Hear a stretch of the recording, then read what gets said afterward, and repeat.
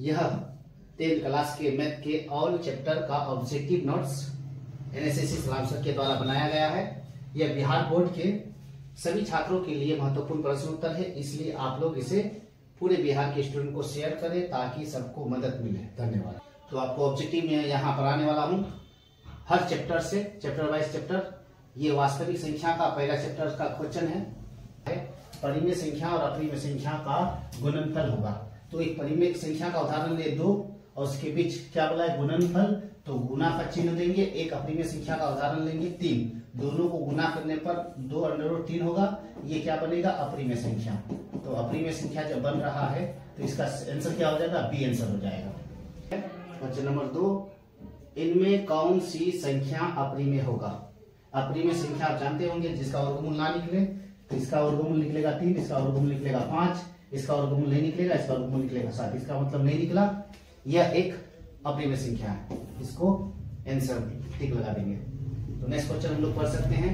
Next question है हम लोगों के पास, निम्न में कौन परिमेय संख्या है। इसमें से जो परिमेय संख्या होगा उसका वर्गमूल निकलेगा, इसका वर्गमूल नहीं निकलेगा, इसका भी वर्गमूल नहीं निकलेगा, इसका भी वर्गमूल नहीं निकलेगा। देख सकते हैं इसका वर्गमूल निकल रहा है और इसका भी वर्गमूल निकल रहा है। इसका मतलब ये आंसर है, आंसर नंबर डी ऑप्शन उसका आंसर हो जाएगा। नेक्स्ट क्वेश्चन हम लोग पढ़ेंगे क्वेश्चन नंबर 4, निम्नलिखित में कौन परिमेय संख्या है। परिमेय संख्या पहचानेंगे हम लोग जिसका वर्गमूल निकलेगा अपरिमेय, जिसका नहीं निकलेगा अपरिमेय, इसका भी वर्गमूल नहीं निकलेगा, इसका भी नहीं, इसका निकलेगा कितना 7/13 और इसका नहीं निकलेगा, इसका भी नहीं निकलेगा, इसका भी नहीं निकलेगा। इसका मतलब ये इसका डी ऑप्शन उसका आंसर हो जाएगा। नेक्स्ट क्वेश्चन, क्वेश्चन नंबर 5 में लिखा हुआ है, निम्नलिखित में कौन परिमेय संख्या है। परिमेय संख्या खोजना है हम लोग को। फिर बताइए परिमेय संख्या कौन होगा। ये परिमेय संख्या होगा नहीं, ये भी परिमेय नहीं होगा। परिमेय अपरिमेय के बीच हमेशा अपरिमेय संख्या बनाती है। अपरिमेय संख्या, ये अपरिमेय संख्या होगा, ये भी अपरिमेय संख्या है। देखिए 2/2 अंडर कट जाएगा तो 2 बचेगा, ये एक संख्या परिमेय है। तो इसको हम लोग लिख सकते हैं ये एक परिमेय संख्या है। परिमेय संख्या है, आंसर क्या हो जाएगा बी। इसका आंसर बी हो जाएगा। नेक्स्ट क्वेश्चन हम लोग पढ़ेंगे क्वेश्चन नंबर 6। क्वेश्चन नंबर 6 में लिखा हुआ है, निम्नलिखित में कौन अपरिमेय संख्या नहीं है।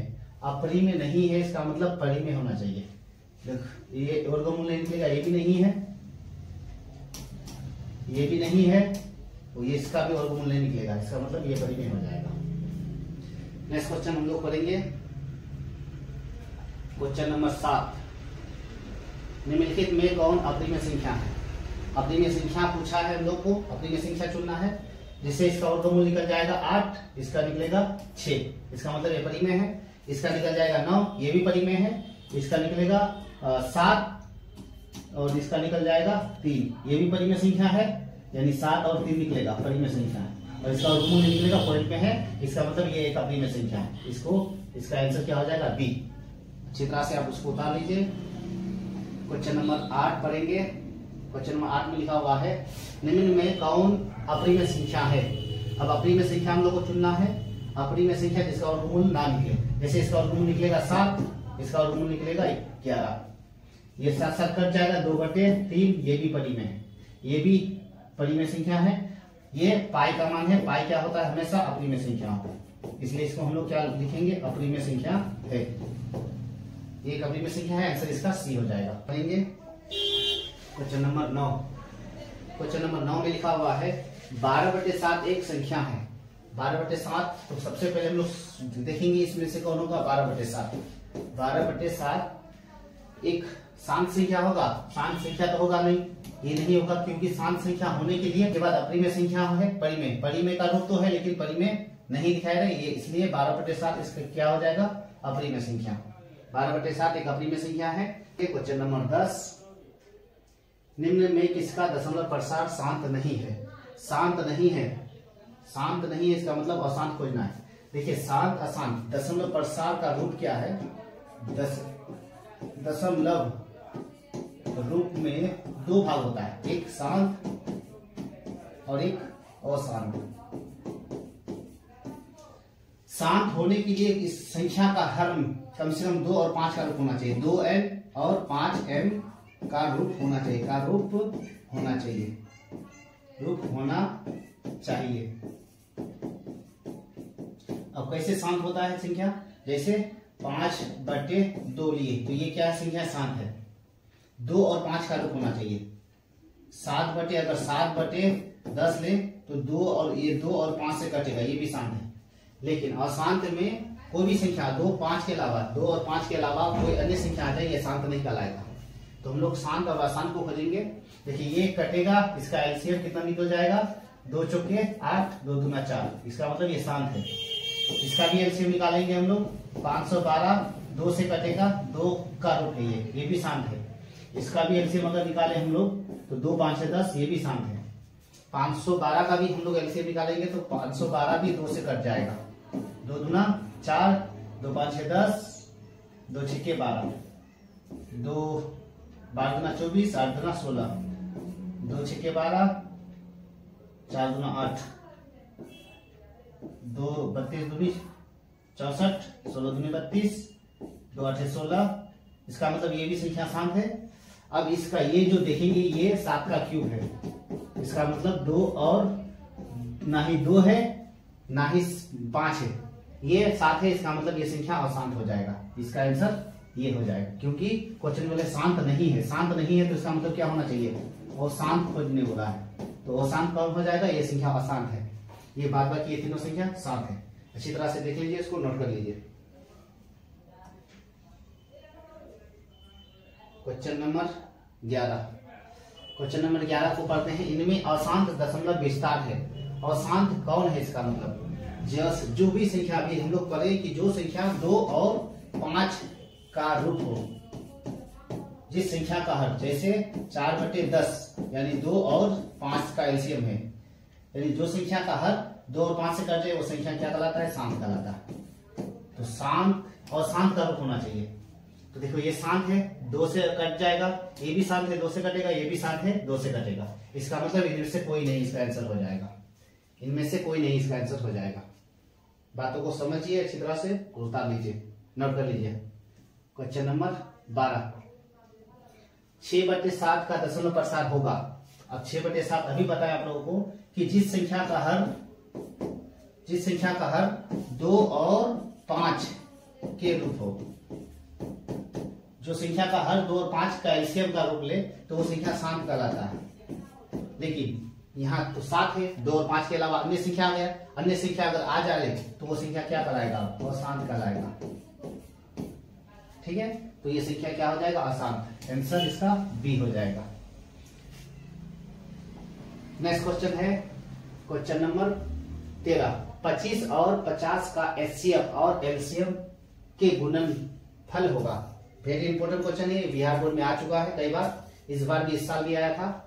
तो गुणनफल बोला है क्वेश्चन में, तो क्या करेंगे, दोनों को गुणा करेंगे, 25 और 50 को क्या करेंगे, 25 डायरेक्ट और 50 को क्या कर लेंगे, गुणा कर लेंगे। 25 और 50, 25 5 5 6 25, 0 बैठा देंगे, 5 गुना 10 और 2 12, 1250 इसका आंसर हो जाएगा। 1250 कहाँ है, 20 का आंसर हो जाएगा।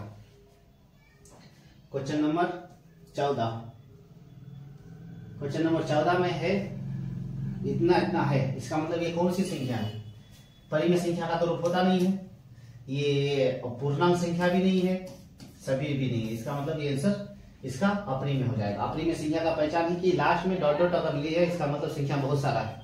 जैसे एग्जाम्पल ले अगर हम लोग, जैसे बच्चे लोग तो देख सकते हैं कि पाई एक अपरिमेय संख्या है, पाई एक अपरिमेय संख्या है, अपरिमेय संख्या है, और उसका मान होता है 3 यानी 22/7, 22/7, और 22 को भागा दे तो 22 को भागा दे 7 एकम 7 दूना 7 या 21, 7 या 21, एक बचेगा, पॉइंट चलाने पर 0, 7 एकम 7 बचेगा 3, फिर पॉइंट चलाएंगे 0, 7 चौके 28, उसी तरह ये डॉट डॉट चलता रहेगा।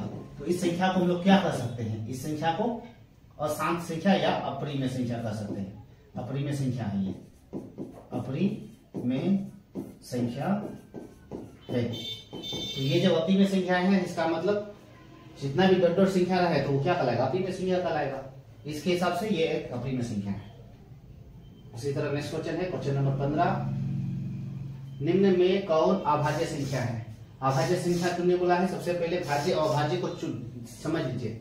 भाज्य संख्या किसे कहेंगे हम लोग, जैसे जो संख्या स्वयं और अन्य संख्या से भी कट जाए वो भाज्य संख्या कहलाता है।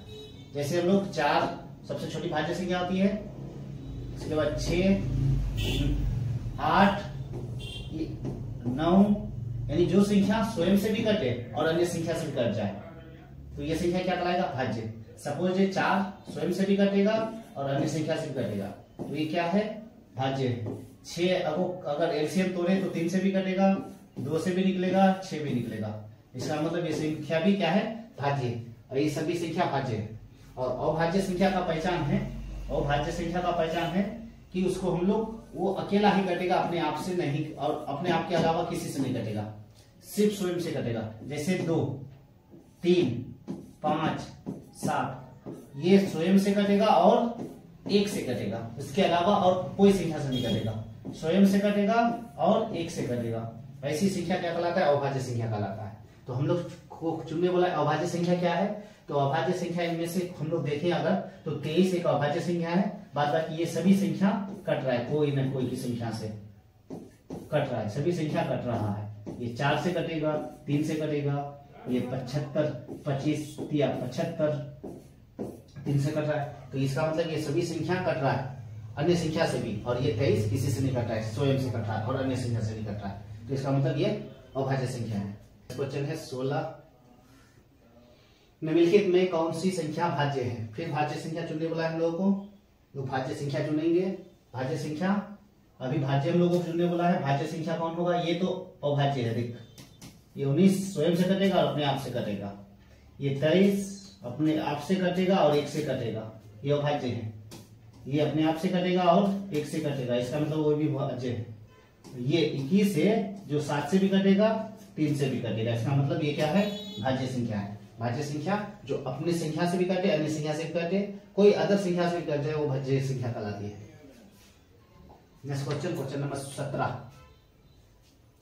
क्वेश्चन नंबर 17, 2 या 2 से अधिक अभाज्य संख्या का मौसो यानी एचसीएफ होगा। अभाज्य संख्या, अभाज्य संख्या जैसे 4 ले लेते हैं और 6 लेते हैं, ये दोनों अभाज्य संख्या है। नो, अभाज्य संख्या 2 और 3 अभाज्य संख्या है।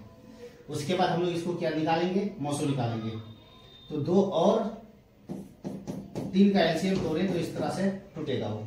मौसो निकालने का तरीका है कि दोनों में एक जैसा कॉमन आ जाए संख्या, तो दोनों में एक जैसा संख्या कॉमन आ रहा है कितना?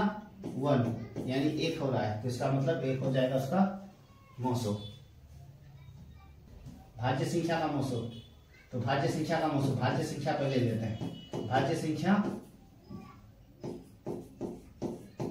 संख्या बराबर जैसे 4 और 6, यानी 4 और 6 का एलसीएम अगर तोड़े तो 2 गुना 2 होगा, इसका एलसीएम तोड़े 2 गुना कितना हो जाएगा? 3।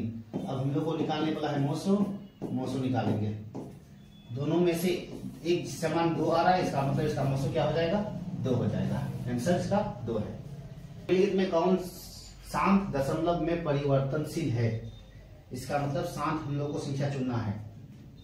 तो आप देख सकते हैं कि यहाँ 11 और शांत संख्या है। शांत संख्या के लिए हमेशा याद रखिएगा 2 और 5 होना चाहिए। जिस संख्या का हर 2 और 5 से कट जाए, उसका एलसीएम निकल जाए, वो शांत संख्या होता है। तो शांत संख्या ये नहीं है, ये 13 भी शांत संख्या नहीं है। अब इसको देखते हैं, ये 7 भी नहीं है, इसका मतलब ये आंसर हो जाएगा। कैसे? आप देख सकते हैं, इसको इस पूर्णांक को गुना किया जाए 8 के 32 और 1 33, 33 बट्टे कितना है? 8। इसका मतलब 8 जो है उसका हर का एलसीएम अगर तोड़े तो 2 चौके 8, 2 दूना 4, 2 से कटा, ये संख्या क्या है? शांत है। ये संख्या क्या है? शांत है। इसका मतलब सी आंसर इसका हो जाएगा। नेक्स्ट क्वेश्चन पढ़ेंगे, क्वेश्चन नंबर 20। क्वेश्चन नंबर 20 में है दो परी में संख्याओं के बीच अधिकतम कितनी संख्या हो सकती है? 2 परी में संख्याओं के बीच अधिकतम संख्या कितनी होगी? तो हम लोग क्या करेंगे? देखेंगे। तो माना कि यहां अगर लिया जाए परी में संख्या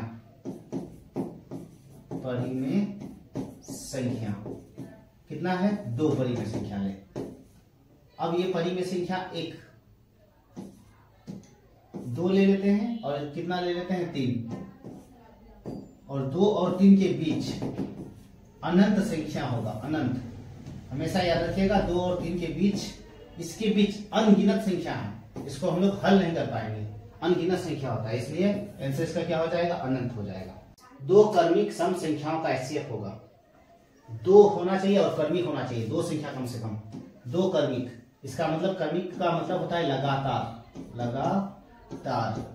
लगातार संख्या होना चाहिए, और वो क्या होना चाहिए, सम। तो हम लोग लगातार अगर संख्या ले और सम ले, तो सम संख्या हम लोग अगर ले कम से कम कितना होना चाहिए, तो 2 और 4 ही होगा। तो 2 और 4 का एलसीएम निकाले, 2 गुना 1, उसके बाद 2 गुना 2, हम लोग को निकालने बोला है 9 और 100। बच्चे लोग ध्यान से देखिए, इसका मतलब दोनों में मोस्ट एक जैसी संख्या कौन दिखाई दे रहा है, 2, तो इसका मतलब ये 2 क्या हो जाएगा, इसका आंसर। तो आंसर इसका ऑप्शन क्या टिक लगाएंगे, बी टिक लगाएंगे। ऐसे समझ लीजिए 2 विषम संख्या चुनने बोला है, तो अब हम लोग देखेंगे विषम संख्या। विषम संख्या होता है, विषम संख्या हम लोग अगर ले तो 1 और 3 विषम संख्या है, और उसका हम लोग क्या निकालेंगे, मोसो। हम लोग को मोसो निकालना, 1 का एलसीएम तोड़े तो 1 गुना 1 होगा, 3 का एलसीएम 3 एकम 3। अब हम लोग को क्या चुनने बोला है, विषम संख्या का मोसो। तो मोसो का मतलब आप लोग को बताए हैं बच्चे लोग कि दोनों में एक जैसी संख्या होना चाहिए, दोनों में एक जैसी संख्या एक ही दिखाई दे रहा है, तो उसका एक आंसर हो जाएगा, तो 1 टिक लगा देंगे। हमेशा याद रखिएगा 2 अगर विषम पूछे तो आंसर 1 होता है, अगर 2 अगर सम पूछे तो आंसर क्या हो जाएगा, 2 आंसर हो जाएगा। ठीक है, तो अभी विषम पूछा है तो 1 आंसर उसका हो जाएगा। नेक्स्ट क्वेश्चन हम लोग पढ़ेंगे, क्वेश्चन नंबर 23। 625 के अभाज्य गुणनखंड में 5 का अधिकतम घातांक क्या होगा।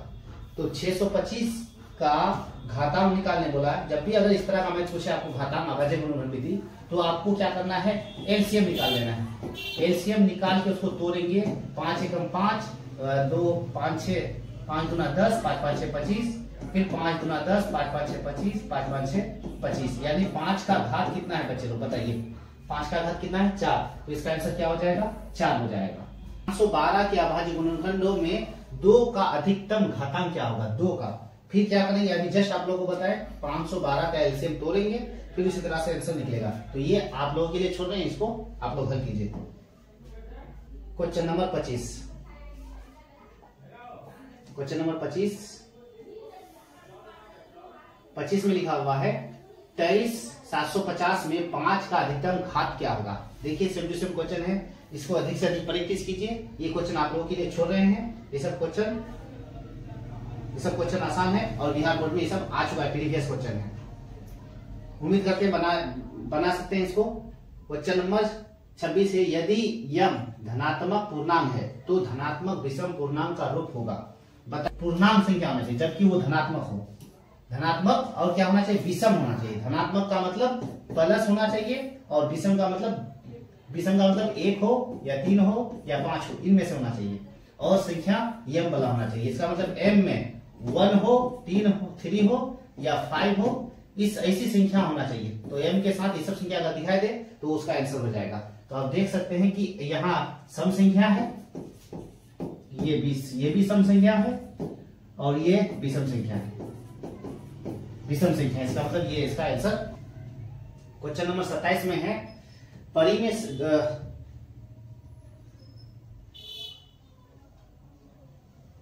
संख्या 73/4 पर 2 पर पावर 4, 5 पर पावर 3 कितने स्थानों के बाद शांत होगा। ये कितने स्थानों तक बोला है शांत होगा। तो अब अधिकतम संख्या को खोजना है। जब भी आपको इस तरह का क्वेश्चन दे तो उसका अधिकतम संख्या क्या दिखाई दे रहा है कि 2 के ऊपर पावर कितना है, 4। तो इसका ये अधिकतम संख्या, ये अधिकतम संख्या इसका क्या हो जाएगा, आंसर हो जाएगा। तो ये आंसर इसका क्या हो जाएगा, 4, ये इसका आंसर हो जाएगा। ये ट्रिक है, अधिकतम संख्या अगर दिखाई दे तो ये अधिकतम संख्या इसका क्या हो जाएगा, आंसर हो जाएगा। तो ये संख्या इसका क्या है, अधिकतम संख्या है, आंसर है। Next question, question number 28। अब आया क्वेश्चन इंपोर्टेंट सब।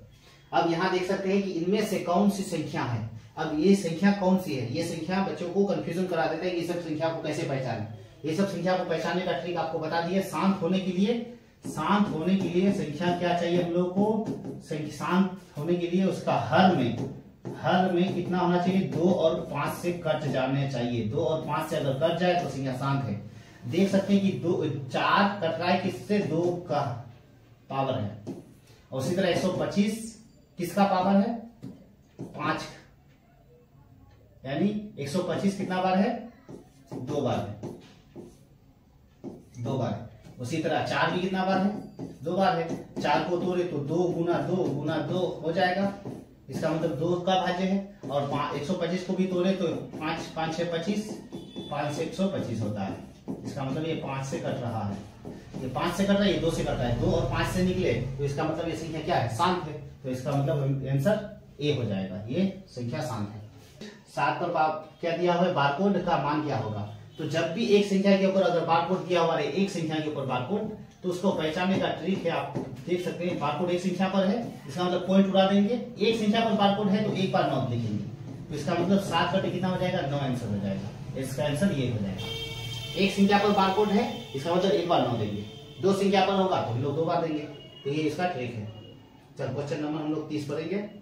क्वेश्चन नंबर 30 में है 0.3 बारकोड 2 पर है, पहचानिए अच्छी तरह से। सिर्फ 2 पर बारकोड है, उसका मान निकालने बोला हम लोग को, तो उसका मान हम लोग कैसे निकालेंगे?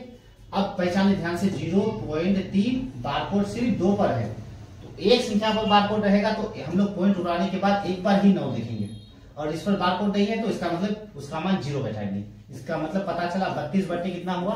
90, इसका आंसर हो जाएगा। तो 32 बटे 90 इसका आंसर मार देंगे। फिर से बता रहे हैं, अगर कोई अलग संख्या लिया जाए 0.32, ये दोनों संख्या पर बारकोड होता तो इसको दशमलव को हटा देते हैं, अब 99 लिखते हैं। दोनों संख्या पर बारकोड रहेगा तो इस तरह से बनाएंगे, जितनी संख्या पर बारकोड उतना बार 9 लिखेंगे। अगर एक संख्या पर बारकोड रहेगा तो एक ही बार 9 लिखेंगे, लेकिन उसके साथ जो संख्या रहेगा उसको हम लोग 0 से संकेत कराएंगे, तो इसका आंसर ये हो जाएगा। नेक्स्ट क्वेश्चन हम लोग पढ़ेंगे, क्वेश्चन नंबर 31। उसके बाद गुना 2 पर पावर 0 का मान होगा।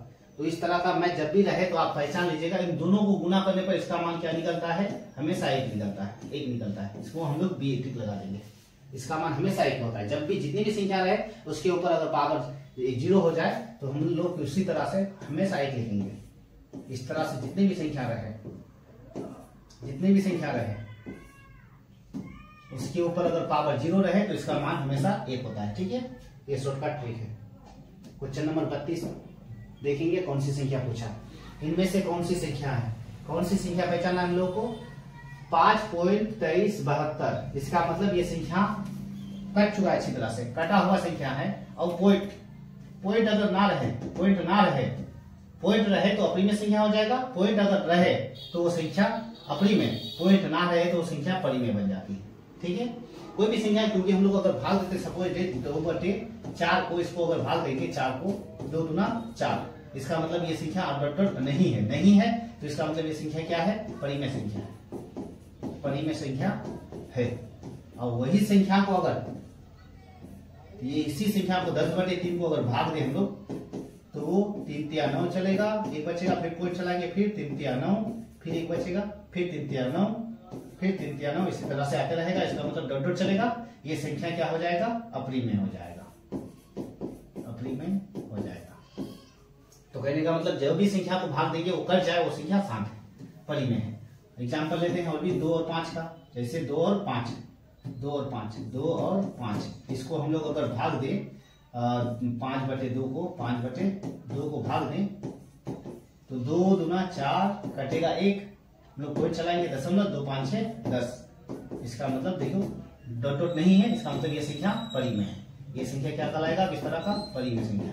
तो ऐसी संख्या परिमेय कहलाती है जब पीछे डॉट डॉट ना रहे, और पीछे डॉट डॉट लग जाए अगर, इसका मतलब ये संख्या अनगिनत है, चलते रहेगा, इसका मतलब ये संख्या अप्रीमेय हो जाएगा, और इसी संख्या परिमेय कहलाएगा। तो इसका मतलब ये भी संख्या क्या है? परिमेय है। नेक्स्ट क्वेश्चन हम लोग करेंगे, क्वेश्चन नंबर 33। 11.23,564 बारकोड का मतलब देखिए, यहाँ क्वेश्चन में बताया है कि 11.23,564 बारकोड है, इसका मतलब संख्या और भी चल रहा है। जब भी बारकोड दिया हुआ है संख्या और भी चल रहा है आगे, इसका मतलब ये संख्या क्या हो जाएगा? अप्रीमेय संख्या हो जाएगा। नेक्स्ट क्वेश्चन है क्वेश्चन नंबर 34।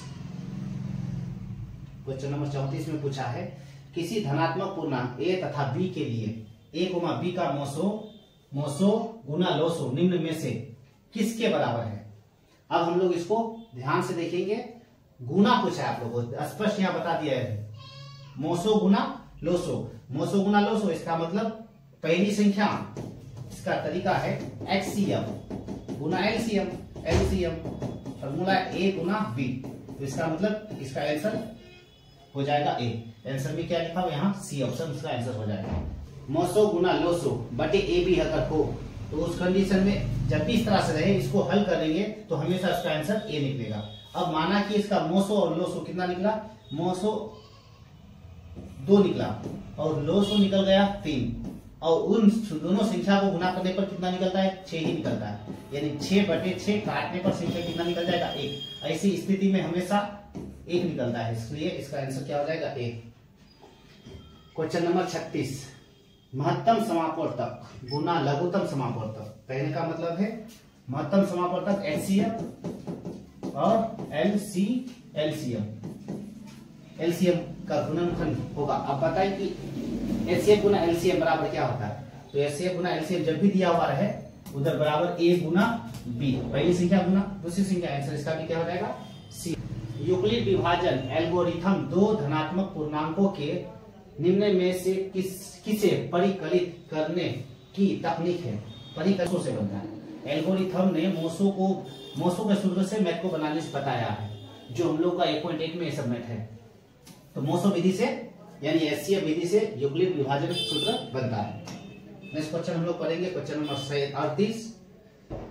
38 में लिखा हुआ है भाज्य ए और बी के लिए ए बराबर बी क्यू प्लस आर, तो कौन सा सत्य है। तो हम लोग आप देख सकते हैं कि ए बराबर बी क्यू प्लस आर अगर हो तो हमेशा कोई भी संख्या को अगर भाग देते हैं तो हमेशा ये इससे क्या होता है, ये भाजक कहा जाता है। ये भाज्य होता है, भाज्य यानी ए से संकेत, ये आर से संकेत और ये बी से संकेत, यानी भाजक, भागफल क्या निकलता है, भागफल निकलता है। ये हमेशा आर जो है बी से हमेशा छोटा होता है।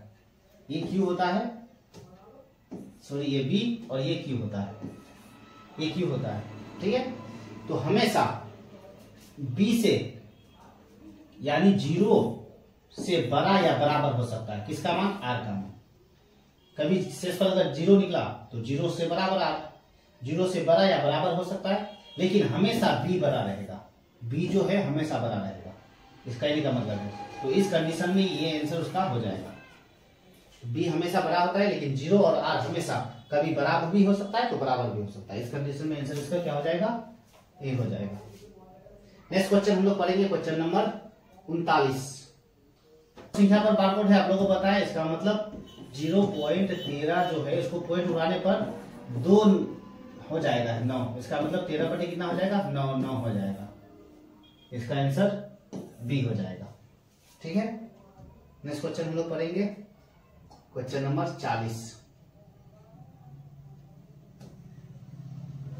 18 और 72 का मोसो होगा, तो हम लोग 18 और 72 का मोसो निकालेंगे। शॉर्टकट ट्रिक आप देख सकते हैं, जब भी बड़ी बड़ी संख्या इस तरह से दे दे और मोसो निकालने बोले तो डायरेक्ट क्या लिखोगे, संख्या लिखोगे इस तरह से और इसको डायरेक्ट लिख लोगे